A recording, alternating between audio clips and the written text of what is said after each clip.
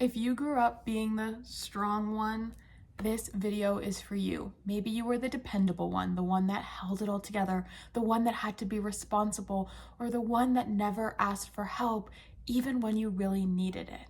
And now, as an adult, it still feels unsafe to ask for support, to fall apart, to feel. So you're getting stuck in survival mode because that's what you learned. So in today's video, I'm going to talk about how it still impacts you to this day and the toll that it truly takes on your nervous system. Interesting enough, when you grew up being the strong one, it actually usually didn't mean you were truly strong. You were just the one that learned to adapt. You were the helper, the emotional support manager. Maybe you were parentified at a younger age. You were deemed to be the mature one or more responsible. These are some common themes that we start to see. You may have been the child that knew how to read the room, that altered what they were going to say or their behaviors based on what was happening around them. You learned to regulate, you learned to stay calm even amid chaos. This is a very common survival strategy. But what I want you to hear in that is that it was survival. It was not your personality. Most strong children grew up in environments where being vulnerable didn't feel available or didn't feel safe. I'm going to share a few examples of common childhood experiences so that you know that you're listening to the right video. Now, with these examples, it doesn't mean all need to be applicable, but even if you resonate with one or two, then I'm speaking to you today. Maybe the adults were overwhelmed, so you didn't want to add more. Emotions weren't modeled or welcomed. You were praised for being mature, easy, or so responsible. You learned that love came through doing, not being. You felt safer being needed than being needy. Chaos made you become hyper independent. Conflict made you become the mediator. That's that people pleasing that can occur, right? So your nervous system would have built a core belief depending on which of those experiences, one or multiple, that you had. So here are some core beliefs that may be coming up, or you may have your own. See if you can identify what it is for you. If I stay strong, I stay safe. If I need less, I'm easier to love. If I hold it together, everything will be okay. This truly becomes the foundation for high achieving, perfectionism, and overfunctioning in adulthood. So what we need to do is reshape the stories we're telling ourselves and pair that with the rewiring of our nervous system so that we feel safe enough to do it. That's what we're going to learn today. When you grow up being the strong one, your body is going to become wired for one or multiple of these different things: hypervigilance, fawning, freeze, overfunctioning. So hypervigilance is that always scanning. Fawning is managing others' emotions before they escalate. So often appeasement shows up here. Freezing is that numbness or shutting down because there is no space for your feelings. And overfunctioning is doing more than your side of the emotional equation. Oftentimes, this means that rest can feel unsafe. Slowing down is scary.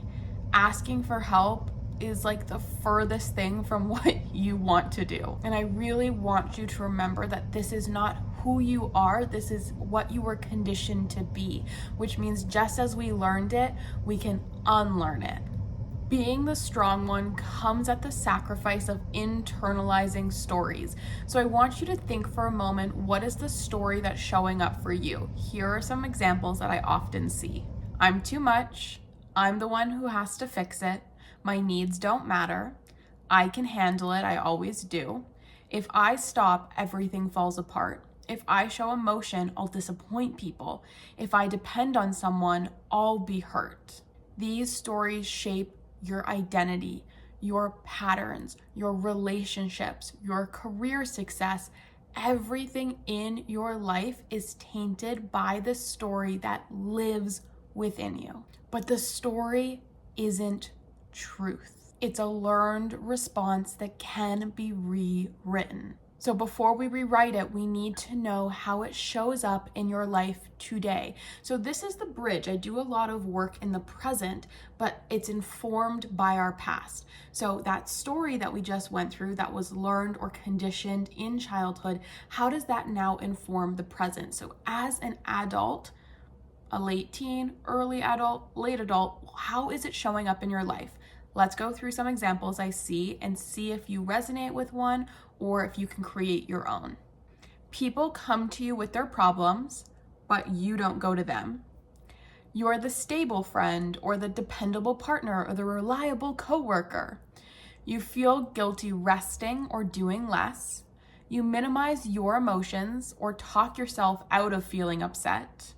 You struggle to ask for help, not because you don't want it, but because you don't know how. You shut down when overwhelmed because there's never space for your feelings. You feel tired, but you keep pushing anyways.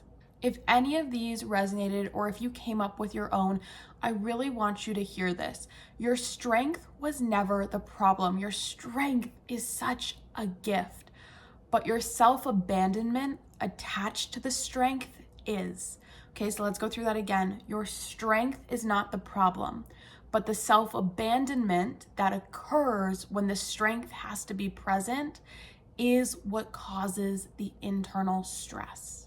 Okay, so now we get to talk about the good stuff because this is how we heal. We need to re-story and regulate. These are the two components I teach. Story work is top-down therapy, regulating is bottom-up, it is the somatics, and that is what we are going to discuss. So this is how we are going to rewire what it feels like to be the strong one, right?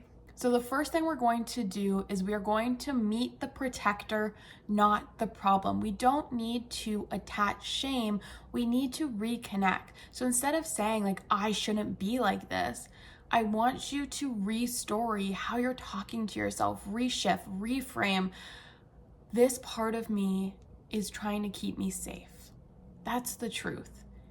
It is not a problem. It is trying to protect you. And we want to show that part of us compassion. We want to thank that part of us, but then slowly and safely also let it know that we're okay.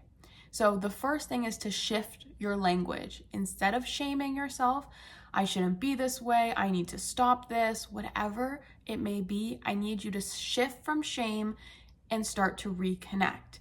And we do that with language. Oh, I noticed you're here to protect me. Thank you so much, but I'm safe. Oh, there's my protector part showing up. These are the conversations that you need to start to have with yourself. Number 2 is to build micro moments of safety. Even if you start to shift your language, your body is not all of a sudden going to trust rest and be like, yes, this feels great, we're healed. It's really about teaching and rewiring our nervous system that we truly are safe and that the brain and the body are working together and that we have faith in ourselves. You're going to do this by starting to send small signals of safety. This can be as simple as reminding yourself to unclench your jaw, drop your shoulders, take 3 deep breaths before responding to a stressful text, going for a walk when something has happened instead of trying to react or respond immediately. Give yourself space to identify that it is safe. The third thing is to expand your window of receiving. So I like to call this a little bit of exposure therapy in a way, because you're going to start to shift how you feel around asking for support. This can look like saying yes when someone offers help. This can look like receiving a compliment without trying to deflect it or immediately giving a compliment back. This can be expressing a small preference, or like I said in another video, it can be correcting someone when they say your name wrong. Maybe that didn't feel safe. Maybe you didn't want to cause a problem. Maybe it felt like you were asking for too much. It's not. So this is going to begin to rewire the belief that my needs are important too. Number 4 is to re-story the narrative. So I'm going to put some prompts that I want you to reflect on the screen now. What did I need back then that I learned not to need now? If that one doesn't resonate, or maybe you want to do both, try what story am I carrying that my body no longer needs to protect me from? 5 is to regulate before you reflect, because you can't outthink your way from patterns that your body still perceives are unsafe. So I see people all the time tell me, oh, but I don't believe it. Like logically, I know I'm fine, I'm safe, I don't have the anxiety, I'm good, but I still can't seem to get past it. That's because your body still believes it. So your logic doesn't mean anything when there's a disconnection between the mind and the body. So we have to rewire and regulate the body. This can be as simple as placing one hand on your chest or your heart, one hand on your belly. It can be taking a few deep breaths. It can be firmly planting your feet on the floor and being aware of your grounded sense in the body and in the earth. When I talked about past informing present, this is what we're doing now. We're bridging and we're building into the present. The present is how we regulate. We can't regulate the past self, but we can regulate how we're feeling when this pattern shows up now. So we have to ground ourselves. We have to regulate. We can co-regulate with someone else. This is what we're doing in therapy a lot of times, is we're helping someone co-regulate with us. You can do deep breathing. It's really small physiological shifts that start to signal to the body, that shift us back into that parasympathetic nervous system, our rest and digest system, that we are okay. We can be fully functioning. We feel safe here. I really want you to understand that if you grew up being the strong one, the work is not about becoming weaker or softer. It's about accepting support, because we are human beings. And even if you look at it from an evolutionary perspective, we were in tribes, we were in community, we were in groups. We thrive with each other, but we have to allow that to feel safe. That is the work. It's about learning that you never had to be the strong one alone, right?